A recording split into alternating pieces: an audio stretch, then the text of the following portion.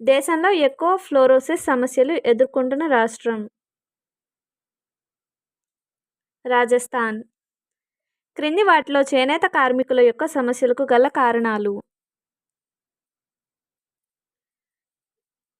చేనేత రంగానికి సరైన ఆదాయం లేకపోవడం, విజన్ 2020లో అన్ని రంగాలను అభివృద్ధి పరిచిన చేనేత రంగాన్ని నిర్లక్ష్యం చేశారు. ఆప్షన్ సి ఉమ్మడి కుటుంబ వ్యవస్థ కలిగి ఉండడం. ఈ 3 అనేవి వాళ్ళ సమస్యలకు గల కారణాలు.